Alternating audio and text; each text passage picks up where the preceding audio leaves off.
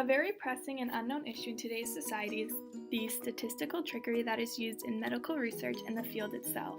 Throughout the course, we have learned about many different types of trickeries, some examples being Simpson's paradox, the difference between correlation and causation, regression to the mean, and the Will Rogers phenomenon. Each of these play an important role in medical research and how we perceive information that is given to us. The first is Simpson's paradox. This is a phenomenon in which when looking at data separately, a person can make a conclusion, but when aggregating the data instead of looking at it independently, it will portray a completely different result. The study that I looked at has found that Simpson's paradox occurs more often than you actually think. When looking at the medical field, you can see this through the dosage given and the recovery probability. In the graph, it is clear that as the dosage increased, the recovery probability decreased in both males and females. However, when you put the two together and draw a line, it looks as if there is a positive relationship instead of a negative one. The issue with this in the medical field is that although a treatment appears effective at the population level, it may have adverse consequences within each of the populations. The second is regression to the mean. In today's world, a lot of times people will look at a graph or mathematical data and believe that the information is correct. Many times, these data sets have statistical flaws to them, making them perceived one way and mean a different thing. Regression to the mean is when you are given a large set of variables with the outcomes a little bit left up to chance. It tends to be that extreme outcomes are then followed up by moderate ones. One measurement will be extreme, but the next will be much closer to the average.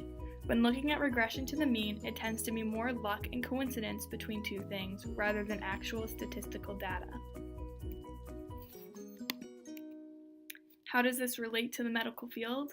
A lot of times regression to the mean is pitched as a treatment effect.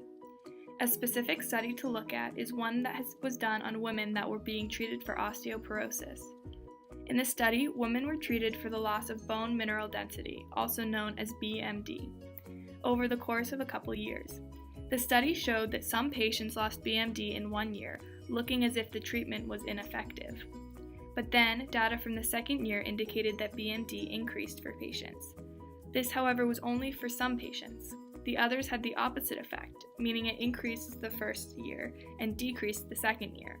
In conclusion, whether the treatment worked or not was left up to chance, thus skewing the statistical data. One of the biggest statistical trickeries out there is correlation versus causation. Correlation means any statistical association, such as are two variables related or do they have a linear relationship.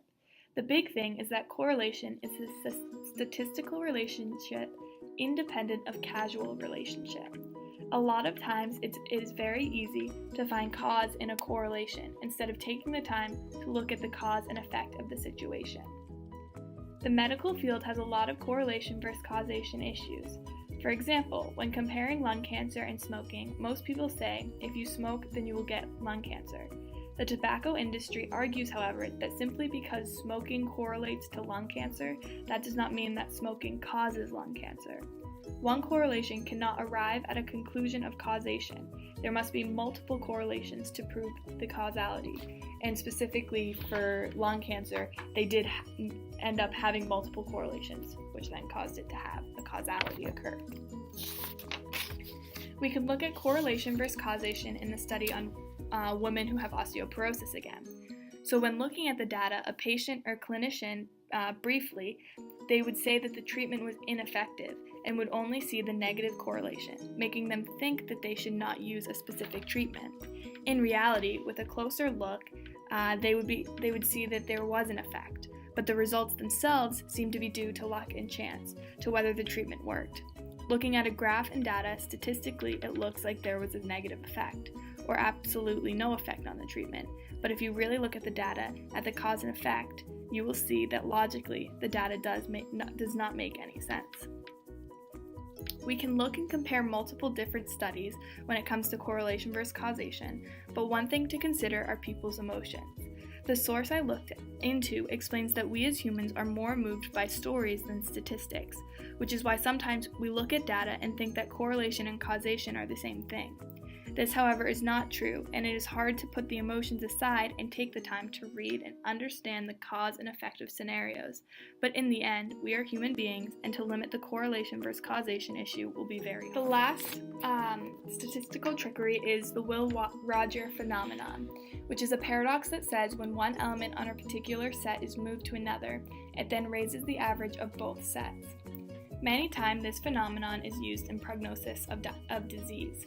A very good example is looking at the prognosis of cancer treatments. With new medical technology coming out, there is better screening for stages of the disease and thus can help place patients in the prognosis stage of treatment.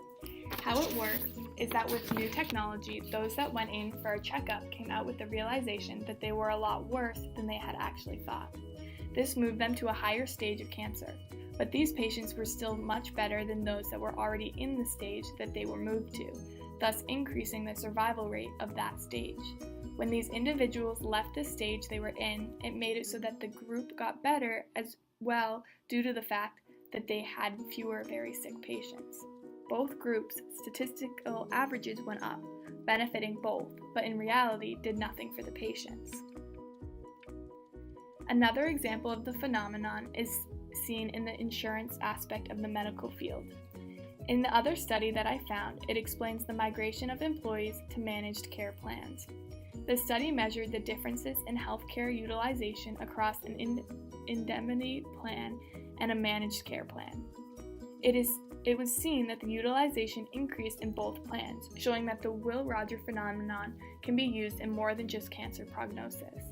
Those with significant illness will start to shift from standard Medicare to managed Medicare products.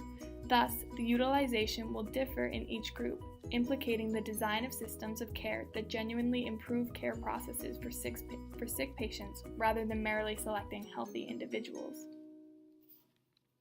After doing this research, it's very apparent that we as patients and individuals must look into the data and research that we are given because perceptions can be thrown off due to statistical trickery, whether or not it was meant that way. So, I suggest next time you are looking at data, think about these 4 tricks and see if you can catch the wrong perceptions that the data is trying to show.